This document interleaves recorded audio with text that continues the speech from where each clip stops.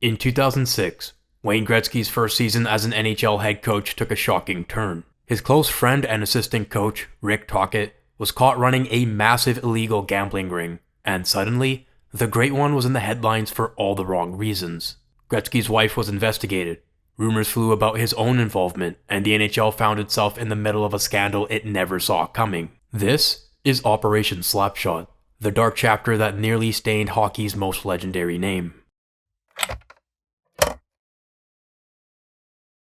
On February 6, 2006, New Jersey state officials filed an official criminal complaint against Rick Tocchet, Gretzky's close friend and assistant coach in Phoenix.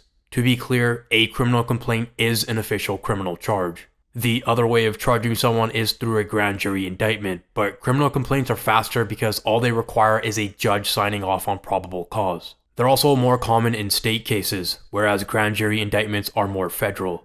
Either way, Tocchet was in deep trouble. Charges against him included promoting gambling, conspiracy, and money laundering.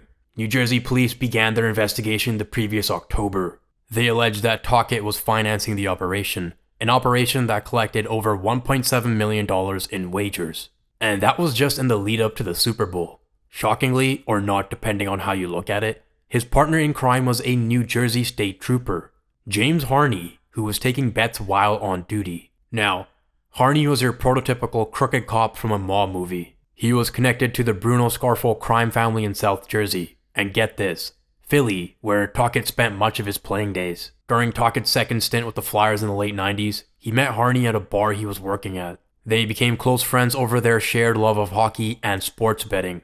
Greed and a love for gambling led to Tocchet making some terrible decisions. Why in the world did he need to get into business with Harney? Did he think Harney's badge made him invincible? It certainly didn't make Harney invincible, because his charges were way more serious. He faced the same charges as Tocchet plus official misconduct. He faced a maximum of 20 years in prison, while Tocchet faced a dime, 10 years. The evidence against Harney piled up quickly, $27,000 in cash, bank accounts worth hundreds of thousands, $250,000 worth of rollies. Cops don't have assets like this unless they're dirty. But in my opinion, the most incriminating thing was the fact he had 9 plasma screen TVs. Who needs 9 TVs? Obviously, someone running a gambling operation that needs to watch every single college football game simultaneously. Funniest thing about this was the fact he had 2 TVs in his washroom. He needed to keep an eye on the games while taking a shit. A true degenerate.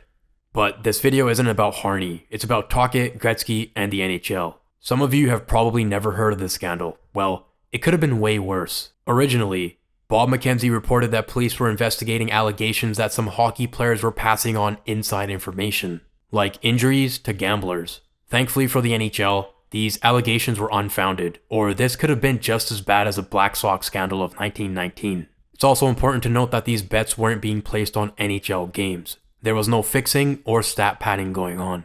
Tocchet was taking wagers from active and former NHL players. Just like the Epstein list, none of the players' names were released, but there was one celebrity outed early by the Associated Press. Janet Gretzky, wife of hockey icon Wayne Gretzky. She wasn't just making Mickey Mouse bets like me at the $5 blackjack table. She was betting hundreds of thousands of dollars, including a $5,000 bet on a coin toss. I wasn't able to confirm whether or not she won any of these bets. To be clear, Janet was never formally charged or indicted by a grand jury. Gretzky was asked about his wife's involvement. He said, "Oh really? I don't know. You'd have to ask her that." He was clearly deflecting the question, because he was caught on a police wiretap discussing with Tocchet how they could minimize the fallout for Janet. Janet also tried to minimize the fallout for Wayne, releasing a statement saying she never placed bets on her husband's behalf. For Gretzky, this couldn't come at a worse time. He was the executive director of the Canadian Olympic team, and this could have been a national embarrassment. The Canadian Olympic Committee even asked the RCMP to make sure none of Canada's players were on the list. Luckily, they weren't. On a side note, the list was never made public, but Jeremy Roenick and Travis Green were publicly reported to be on it. Roenick denied all the allegations, insisting he had no involvement. But then again, even if he was placing bets, so what? Do you guys remember my last video on Jim Balsley trying to buy the Penguins? Who were the Pens trying to get to fund their new arena? Isle of Capri, a casino company. So it was pretty hypocritical of the NHL to publicly condemn Tocchet the way they did. while campaigning for a free arena gifted to the Penguins by a gambling company. The NHL was in damage control. The PA delivered a message to every player in the league, suggesting they lawyer up in case they were on the list. This was just a precaution. The state of New Jersey wanted the ringleaders, Tocchet, Harney, and a few others. But still, Gretzky couldn't shake the rumors. How much did he really know? I mean, it's logical to assume he knew the ring existed. Forget the fact Tocchet was his assistant coach. They were also friends for a long time. Gretzky stayed loyal to his friend and never admitted any prior knowledge of the ring. To be clear, Gretzky was never accused of being partners with Tocchet, and there's no publicly available evidence pointing to him ever placing a bet. Tocchet's trouble was just beginning, but before we move on to part 2, drop a like and subscribe. I'm trying to hit 25,000 in 2025, and I can do it with your help. Thank you. It took a while for this saga to wrap up, but finally, 15 months after the criminal complaint was filed, Rick Tocchet pled guilty to promoting gambling and conspiracy. The money laundering charge was dropped, and in August, Tocchet was sentenced to 2 years of probation. James Harney was the real target of the operation, and he received a 5-year sentence. Harney testified that he was partners with Tocchet. They accepted millions in bets and split the winnings down the middle. Sometimes, Harney would settle up with Tocchet with bags of cash. Other times, he would cut him a check. Tocchet got off light for 2 reasons. 1, he had no prior criminal history. In New Jersey, there is a presumption against incarceration for first-time offenders if they plead guilty to 3rd or 4th degree crimes.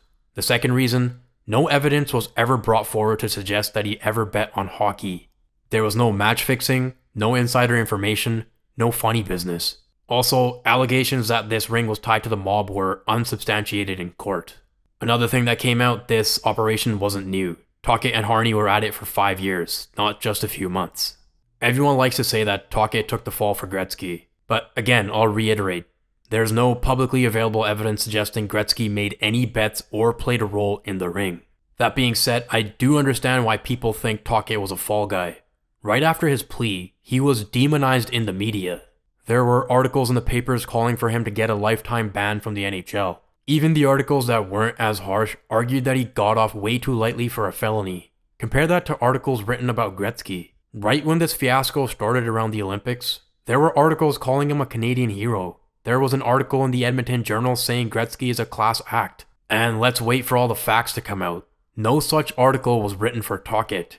I'm not a big conspiracy guy, but it seems like there was a push to protect Gretzky's image while dragging Tocchet's name through the mud. I'll let you guys draw your own conclusions. If indeed Tocchet was taking the hit for his friend and the league, then obviously they were going to let him coach again. And he returned in February of 2008. Let me make it clear, even if he wasn't a fall guy, he still deserved a second chance like the rest of us. And as a Canucks fan, I'm glad he was reinstated. Until of course he bailed on the team this summer. That's all for today's video. If you enjoyed it, please like and subscribe. I'm trying to hit 25,000, and I can do it with your help. Thank you.